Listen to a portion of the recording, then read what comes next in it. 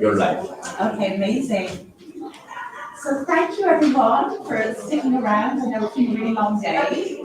And if you could get anyone else who wants to come in. But thank you guys for sticking around. So my name is Ashley. I'm going to be taking you through a workshop called Sustainability, how to walk the talk and drive change, right? Because often at these events, there's a lot of talking. But he said he'll be leaving in 4:45. How long was your presentation? Or I can plug the. Do you know what? I'll just do it like this, don't worry. It's fine, don't worry. Keep going. I'll just give you the mouse so that you can click with the mouse. Thank you, though. So sustainability, how to walk the talk and drive change, right? So there's a lot of talking that always happens at these conferences, but how do we actually drive change? How do we actually make stuff happen? So, I always like this quote: our biggest challenge in this new century is to take an idea that seems abstract, sustainable development, and turn it into a reality for all the world's people. And so, the UN General Secretary, before he died, so 20 years ago, this is what he said, and this is what we're still trying to figure out right now. And so the outcomes of this workshop is we're going to figure out how do we actually walk the talk, what can we all take away today. I'm also going to touch on why diversity, equity, and inclusion has everything to do with the climate crisis, and also how we become an actionist, so tools to drive change. So like I said, I'm Ashley, I'm the co-founder of the Women-led Sustainability Consultancy. We help businesses become a force for good. We work with businesses to make it happen. We're members of the UN Global Compact. We're a certified B Corporation, which I'm going to talk around today. We get to go to all the world leading events like COP26, COP27, COP28 will be on the ground. I'm based in London. But I didn't start my career in sustainability. I started it here as a greenwasher. So I often say I'm a reformed greenwasher. So, people, my co-founders started as scientists or environmental scientists like my brother, or as climate activists. My route to sustainability is very, very different. So I started as a greenwasher. I got my first job out of university from Ireland working for L'Oreal. So one of the big beauty brands, I was a PR intern, and back then sustainability was called corporate social responsibility, and it was like the hot potato no one wanted to touch. You used to just kind of go around to different departments. Sorry to disturb, but if you will be sitting there, the audience will be listening better. Okay, so do you want me to stand around here? I won't be able to. Let me help you, Okay, just for our sake of the wide audience. Do you know what? I probably have enough power anyway. Oh wait, even if not, then I just put it. My governance system. Let me know. Yeah, I'll be all right. So like I said, corporate sustainability was called CSR. It sat with the most junior person in the marketing team, which was me as PR intern. And because my cousin was in sustainability, I used to ask all the difficult questions that no one wanted to ask. Like, hold on, you're saying this product hasn't been tested on animals and you have a bunny on the front of it, but all the ingredients in the supply chain have been tested on animals, and now you're saying not tested on animals. That doesn't really seem fair to me. And I was constantly just told, shut up, little girl, you don't really know what you're talking about. This is real business. And so anyway, I climbed the ranks of the beauty industry. I worked at L'Oreal, Estee Lauder, Clarins, all the big beauty houses. And I found myself as communications director at kind of one of the big beauty brands. And I decided to have a complete career change. And I decided to move from beauty into tech. And I became crisis communications director for Huawei, a big Chinese tech company, where I was based out in Shenzhen.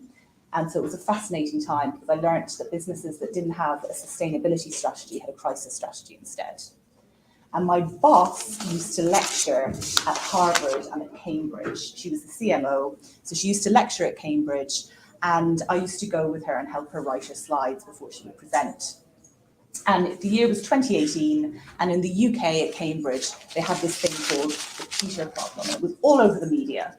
And basically the FTSE, so the Financial Times Stock Exchange, it's funny that we're here on Wall Street, so the equivalent in the UK, had more CEOs called Peter than female CEOs. You can see here, here's the blue is the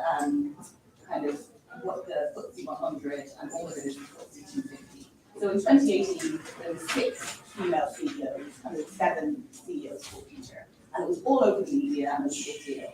And you can see it hasn't actually changed that much. So from 2016 to 2021, which was the last slide, it hasn't actually changed that much.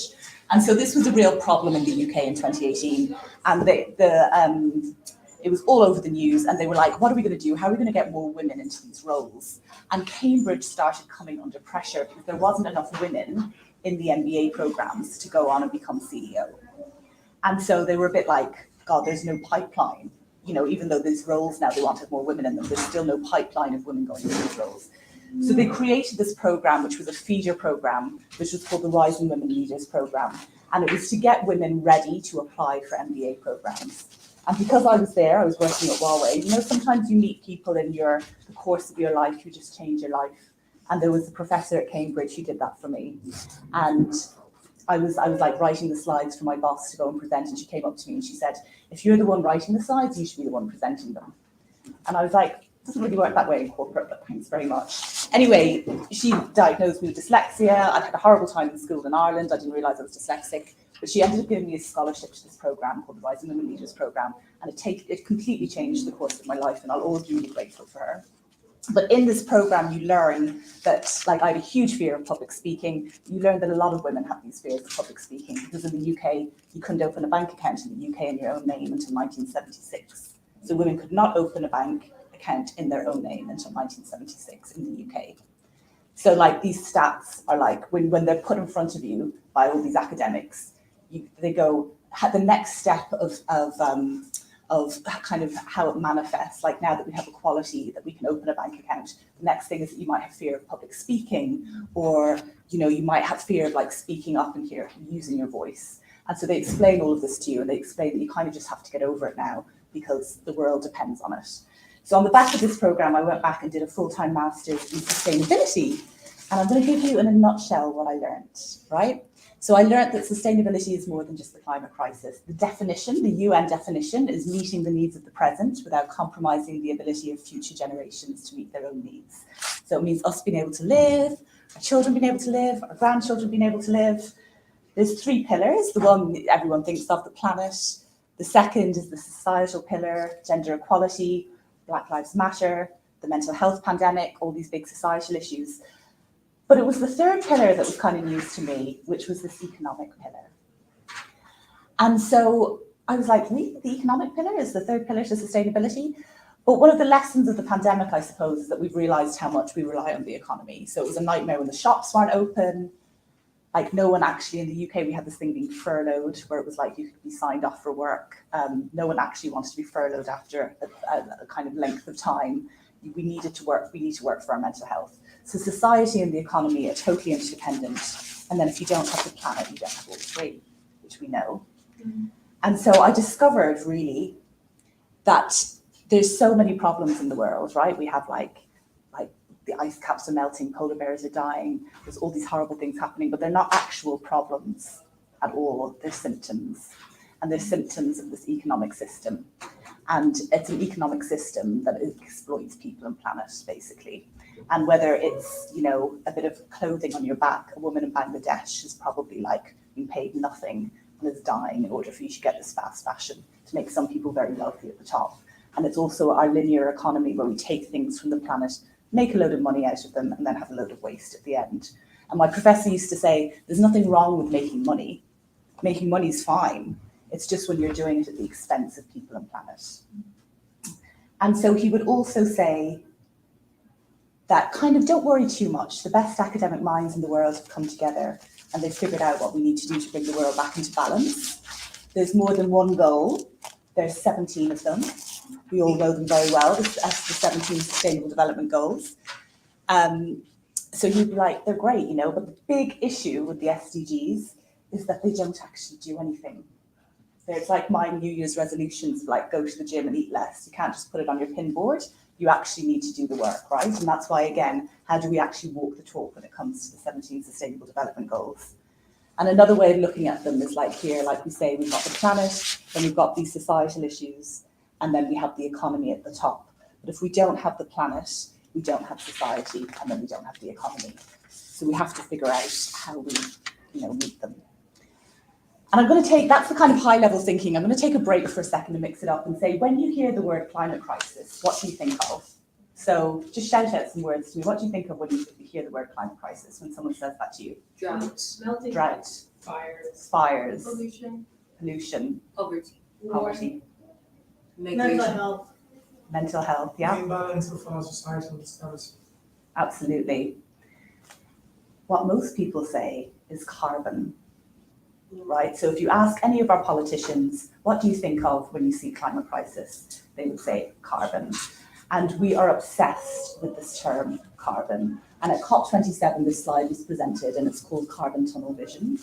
And basically, all we're thinking about is carbon emissions without taking into account how interlinked all of the other world's problems that you guys just all said are how they're also interlinked. Instead, as a world, carbon, carbon, carbon, and it's one way of thinking of kind of the climate crisis and where we are.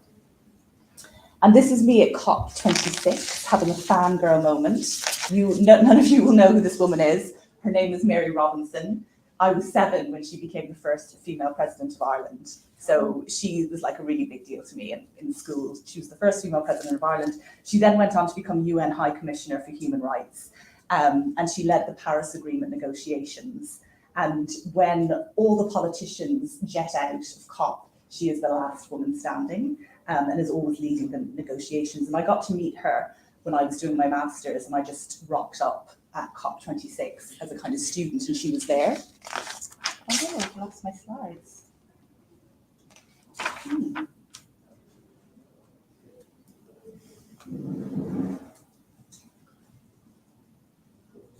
Sorry, we've covered this before, but what part of Ireland are you from? I'm from Dublin. Dublin, exactly. Well, I'm going to keep going, guys, without the slides. Let's see if we can maybe plug it in. But basically, I got to meet her at COP26, and she explained to me why gender equality has everything to do with solving the climate crisis. Let's see if we can get this on. And she has a book called Climate Justice, and it's a man-made problem with a feminist solution.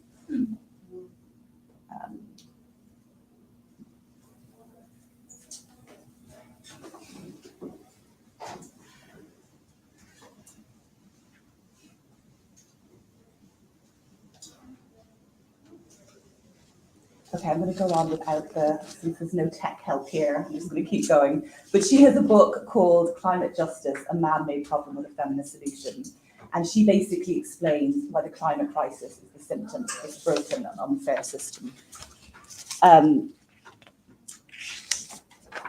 so she also, if you look at the pictures of the UN, can we get the slides back up? Thank you.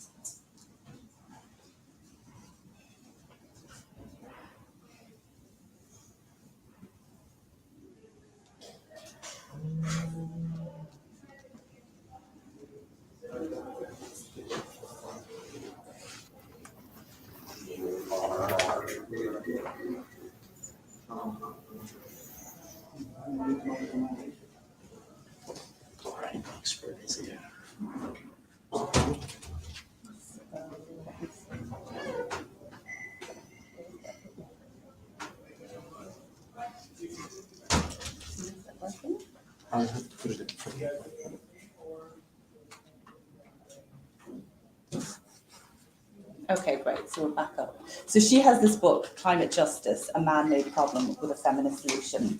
And so, because I've kind of followed this woman since I was 7, right? She's kind of always been my guide. So anything she says, I'm all for pretty much. And so at COP27, this was the official photo that was released, right? Do you notice anyone missing? Women. I mean, you couldn't make it up. This was the official photo for COP27 that was released. And it explains why diversity, equity, and inclusion has everything to do with solving the climate crisis. I don't see your brown skin. Yeah. We are there up too. Oh, you're right, it's all the way back. Yeah, I found one. Oh, you're right. That One's one cut person off. back. One's cut off. How come the person in the back, not in the front? I mean, you couldn't make it up. And So she, COP27 was last year? COP27 was last year, and this was the official photo that was released. We're gonna change that. Right? We need to change it. And Mary, good old Mary Robinson, went on the record, and all of this got cut, but I was there at COP26, where she went on the record and said COP26 is too male, too pale, and too stale. And she said it again and again and again in all the media interviews, and it was never picked up by the media, which I found fascinating. She also cried live on Sky News, which also we didn't see, right? And she always makes the point, like, we can't solve problems by using the same kind of thinking we used when we created them. And capitalism has taken us relatively far, right? But we need to change the system, and we need different thinking and different ways of thinking, and we need to have our voices heard. So I've kind of taken you through the kind of super high level stuff of like what I learned in my master's and what Mary Robinson continually says all the time. But how do we actually walk the talk, and how do we actually drive change?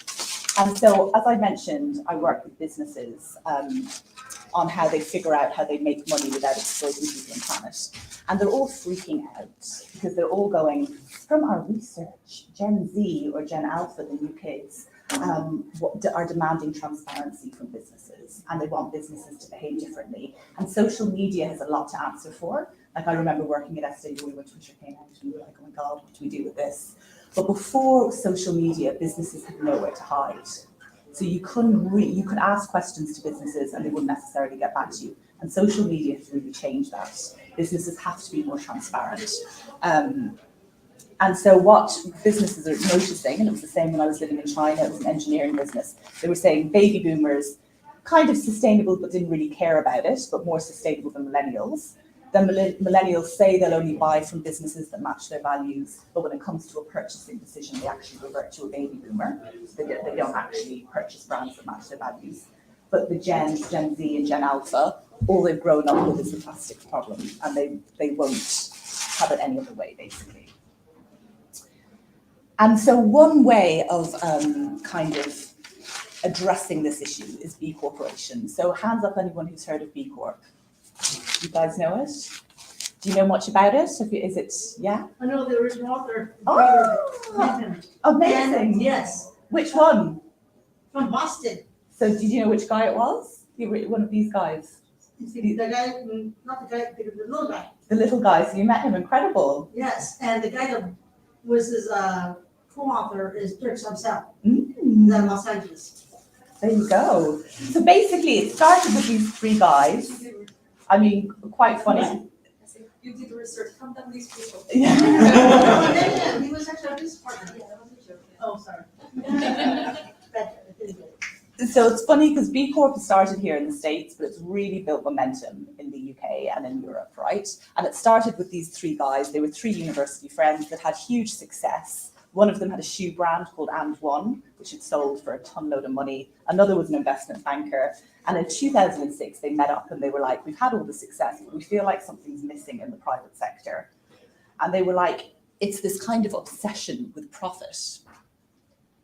And they went back to what is the purpose of a business? Is the purpose of a business to make as much money as possible for its shareholders? Or is it to serve its stakeholders? And they had a look back at the purpose of the business. And so Milton Friedman, one of the most famous economists of all time, he basically said the purpose of a business is to make as much money as possible for its shareholders. A lot of academics would say that he was actually misquoted, but it doesn't matter. It got published in the New York Times. It was a seminal paper. Everyone in it basically is law in the US. So in the US, if you're a C corporation, legally, you have to make as much money as possible for your shareholders. If you don't do that, you are breaking the law and you can be sent to prison. So it's shareholder primacy, it's what it's called. In other countries, it's not that black and white. So in Finland or in Europe, other parts of Europe, the purpose of a business is to serve people, planet, not just make as much money as possible. In 1990, they also sat down with a guy called John Elkington, who coined something in 1998 called the triple bottom line. And he said businesses should have to report on profit, but also how they're affecting people and planet. Triple bottom line, they were like, this is incredible. We should absolutely work to this, but how do you walk the talk when it comes to the triple bottom line? And so they created the B Corp movement. So here in the US, it's a legal change from a C corporation to a benefit corporation, which means that you legally report on the triple bottom line. And underpinning that is something called the B impact assessment, which I'm going to explain to you in a bit more detail. But really what these guys were all about is the systems change. And it's about moving the world from a shareholder model or shareholder capitalism to stakeholder capitalism. And good old Klaus, the founder of the World Economic Forum, has even written a book on it, which I find quite funny. But he also would agree that that's what we need to do. We need to move the world to stakeholder capitalism. And you can call it different things: conscious capitalism, ethical capitalism, but it's about making money without exploiting people and planet is the gist of it. But it's quite challenging to do, because here's the thing: it's really easy to measure your money. So we can all convert our money to a US dollar, and you know how successful a business is. You know whether a business is turning over £1 million or £1. You're comparing apples with apples. It's far more challenging to measure your environmental and your societal impact. How do you do it, right? There's no kind of common denominator around it. And there's loads of what we call ESG frameworks, but they all work differently and they're in different sectors. And that's the magic of B Corporation. So what it's doing is it's putting every single business, it doesn't matter whether you're a sole trader, so if you're a one-man band in Sri Lanka, or in any country, as long as you're for profit, or whether you're a huge listed company or a multinational, it's putting you on one framework, and you get put on a point system. And if you get to over 80 points, then you can certify as a B Corp. And then the idea is that you all shop and buy from each other. And so, as I said, it's a certification. So you have the B Impact Assessment, which is a framework. And then if you get to over 80 points, you can use this B Corp logo. And what it is saying is that you are committing legally to a stakeholder model. So you're committing legally to report on people, planet, as well as profit. You're also going to commit to transparency. So you're going to be honest about who actually sits in your leadership team, what your diversity and inclusion policy looks like. And like I said, you have to have a minimum performance requirement of 80. So you have to get to over 80 points. And then every year you need to improve. And every 3 years, they're going to come and audit you.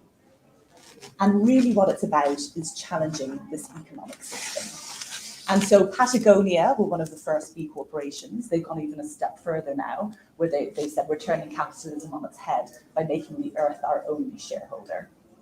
But it's really about challenging this economic system and making our, remembering that the climate crisis is the symptom of this economic system that's exploiting people and planet. And so there's over 7,000 B Corps in the world at the moment. As I mentioned, in Europe, they're growing really, really quickly. So we have over 1,500 in the UK community. And the assessment is free.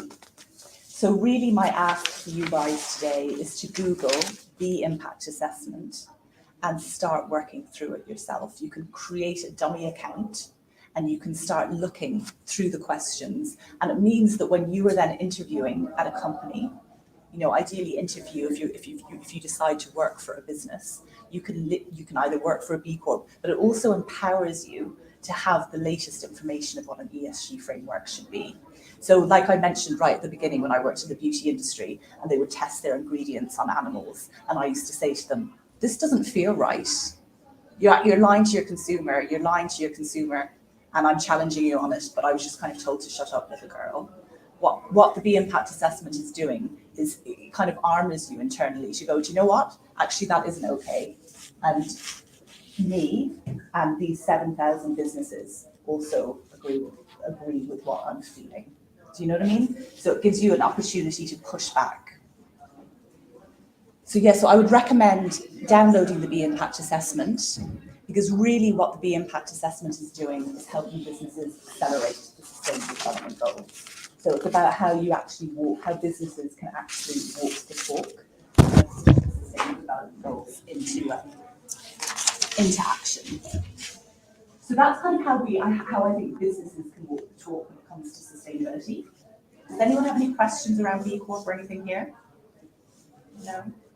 I'll stay on afterwards if anyone does.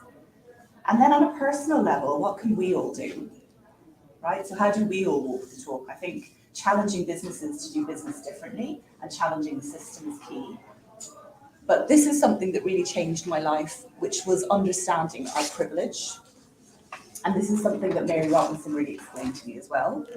And so it's kind of always been like a favorite on diversity, equity and inclusion training in businesses. It's when you present to a leadership team and then they really get it. And it's when people clearly understand their privilege. And privilege, white privilege, it also comes from other characteristics. So if we start with me, so if we look at like my gender, so I am a like cisgender woman, which means my gender matches the sex I was assigned at birth. If we go through like I'm not disabled, I'm actually neurodivergent, which pushes me out of power, and you can work all the way around. But basically, it's about understanding that the majority of power and of voices are being heard from the centre of this wheel. And if we want to continue and innovate and solve these major world issues, like gender equality, we need to start bringing more diversity of thought to the table and bringing the outside of that wheel into the big conversations. And this is again where, like Mary Robinson was like, she said to me, she was like, do you realise how privileged you are? She was like, you're one of the most privileged people in the top of the pyramid, and you're telling me you're not going to create a business that is going to try and change the world because you're a bit scared of public speaking. Like, really? She was like, I just don't have time for that now. Do you know what I mean? She's like, I'm at my wit's end, really trying to solve this issue. Like, do you want to just kind of get over yourself and realise how privileged you are, and off you go. And I think it is really about remembering that we are so privileged and we have so much power, and so many people don't have the privilege and power we have. So it's about kind of getting over our imposter syndrome and our fears and stepping into our power.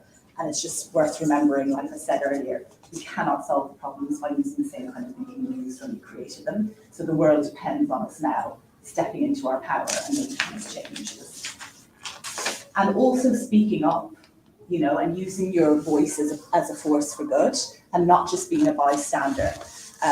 Like if someone from a marginalised group isn't being listened to or supported, like don't wait for others, like take the initiative and show how it's done. I think it's so, so key. And also to just go back to like speaking up, I think as well, it's hard to speak up, I think, but also you are going to get pushback, and that's part of it. Do you know what I mean? It's not like it's an easy journey. It's about knowing that that pushback will come, but you have to keep finding your voice. And then finally, becoming an actionist. So again, this was the term I discovered at COP, which was when I saw the activists sitting down with all these CEOs who were trying to do business differently. And they kind of combined and were like, we're not activists, we're not entrepreneurs, we're actionists. And we're going to come together and figure out how we can create businesses that are going to like solve the world and solve these problems in the world and create solutions. So it's about continuing the conversation and not being afraid to keep knocking at the door, and to continuously do your own research and your own learning. And yeah, that's kind of all I have for you guys today. But if you have any questions, let me know. I'm here to answer anything that you have. So is the list of the big corporation available to the public? Absolutely. So if you just go onto the B Corp website, there's a B Corp directory, and you can have a look at all of the businesses that are B Corp. But you can also see how many points they have. So like my co-founder, she shops, like you have to get to 80 points to become a B Corp. But some businesses have like 120 points. So she will nearly shop by who has the highest points, rather than, do you know what I mean? She really does her research. So how are the points usually, so I'm not familiar with the process, so how are the points usually delivered? Is it, through actions or like completing like trainings? Like what does those look like? So basically what's interesting as well about the impact assessment, which is different to other ESG frameworks. So I'm trained in lots of different ESG, environmental, social and governance frameworks. B Corp is one of them. What I like about the impact assessment is that it's not saying what you're planning on doing, right? It's a snapshot. In the last fiscal year, how much money did you make? And then, like I said, it's put you on a point system, and the points are split operationally. So like for example, how are you reducing your carbon emissions, etc. So like things that you have to be doing and following the law in certain countries, and from a societal perspective. So it's like, what do you have to do operationally? What is just the basics? And then they have something called impact business model. And so an impact business model is how your business is changing the system. So for example, my business is a B corporation. We give 10% of our time and our profits to accelerating the Sustainable Development Goals. And so on the back of that, they give us 10 points. They're like, do you know what? That's really different. If every business did that, then it would make a huge difference. You get like half a point for carbon offsetting. Right. Do you see? Because I know we were talking earlier, I've actually run a nonprofit fundraising company. So we do fundraising for 2 different charities that work towards SDGs. So I'm wondering how that would be measured. I don't know. It's like weird. So, and you have to be a for-profit business. Yeah, we are. Yeah, okay. Oh, let's see. Yeah, okay. Chat that. Yeah, so I'm curious about how we would be able to do that. Any other questions? Hi. I was thinking how can what you just said replicate everything else? Because Africa, everything's different down there. And you bring this, which is very helpful, to the table and actually bring it to life. What mechanisms do you recommend to be used, or what approach can be used in implementing this you just presented back home? Back home, so. In Africa, the African setting. So I think, I'm a fan of the impact assessment because it's free.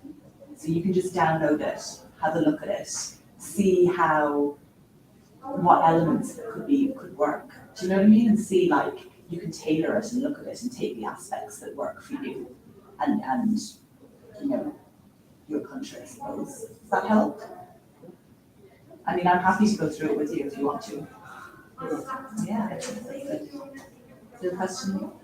Okay, just a long question, like for instance, example, I just want to say, in most instances we witness, I think businesses are mostly graded, I don't know about your own case, about sustainability index that used to grade how businesses operate in accordance with the Sustainable Development Goals. So in most cases, we realize that back in Africa, most of the time, we have projects like from GCF, climate funded projects, I mean, specifically. But the problem is the sustainability part of those whole thing becomes a problem. Like the project comes in, goes for a couple of years, 1, 2, 3 years. When the project closes, it's like everything shut down. Everything goes down. So for me, sometimes I feel like it doesn't make sense to have such projects because the project has to be a sustainable kind of a sustainable project.